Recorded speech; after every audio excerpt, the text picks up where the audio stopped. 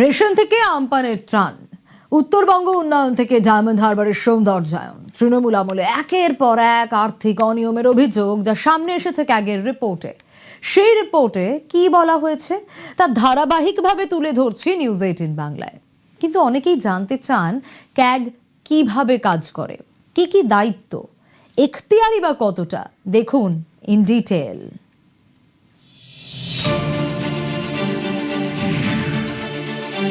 CAG CAG ভারতের supreme audit institution, সাংবিধানিক ও স্বশাসিত প্রতিষ্ঠান।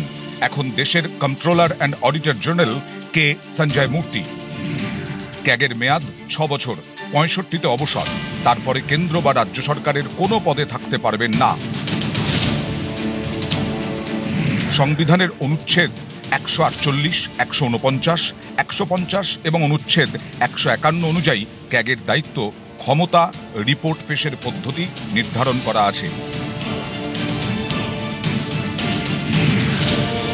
কেন্দ্র ও রাজ্য সরকারের আয় ব্যয়ের স্বাধীন ও নিরপেক্ষ হিসেব পরীক্ষা করে রিপোর্ট পেশ করা। সেই রিপোর্ট জমা পড়ে রাষ্ট্রপতি, রাজ্যের ক্ষেত্রে রাজ্যপালের কাছে।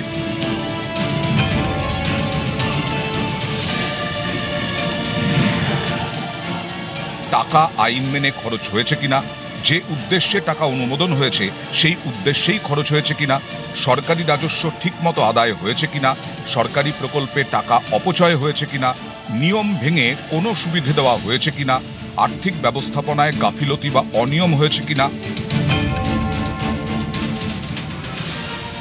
The Indian audit and accounts department, দেশে 600 জন অফিসার আছেন। তাদের IA অ্যান্ড AS বলা হয়। Indian audit and account service officer হয় ইউপিএসসির মাধ্যমে নিযুক্ত হন, নয়তো গ্রুপ বি প্রমোশন পাওয়া সুপারভাইজারি স্টাফ।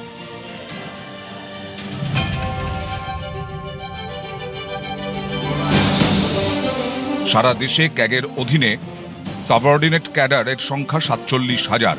ক্যাগের আওতায় যে অফিসাররা কাজ করেন তাদের মধ্যে আছেন গ্রুপ বি গেজেটেড সুপারভাইজার ক্যাডারের অফিসার, অডিট অফিসার এবং সহকারী অডিট অফিসার।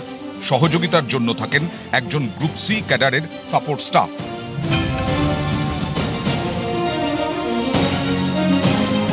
ক্যাগের রিপোর্ট জমা পড়ে রাষ্ট্রপতির কাছে, রাজ্যের ক্ষেত্রে রাজ্যপালের কাছে, কেন্দ্রের ক্ষেত্রে রাষ্ট্রপতির মাধ্যমে ক্যাগের রিপোর্ট জমা পড়ে সংসদে। সেখান থেকে রিপোর্ট যায় পাবলিক অ্যাকাউন্টস কমিটিতে। রাজ্যের ক্ষেত্রে রাজ্যপাল তা পাঠান বিধানসভায়। সেখান থেকে রিপোর্ট পৌঁছয় বিধানসভার পাবলিক অ্যাকাউন্টস কমিটির কাছে। সংসদ ও বিধানসভা দুক্ষেত্রেই পাবলিক অ্যাকাউন্টস কমিটি সেই রিপোর্ট খতিয়ে দেখে আলোচনা করে।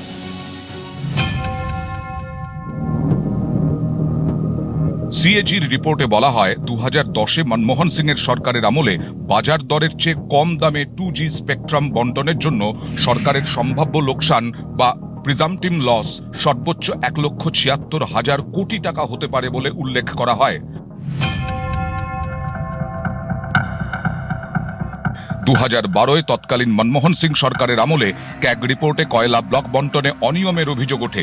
রিপোর্টে বলা হয়, কম্পিটিটিভ বিডিং না হওয়ায় বেসরকারি সংস্থাগুলি প্রায় 1,86,000 কোটি টাকার আর্থিক সুবিধে পেয়েছিল। দুটি ক্ষেত্রেই পরবর্তীকালে সিবিআই তদন্ত হয়। 1995-এ ক্যাগের রিপোর্টেই সামনে আসে বিহারের পশুখাদ্য কেলেঙ্কারি। পরে সেই দুর্নীতির তদন্তে নামে সিবিআই।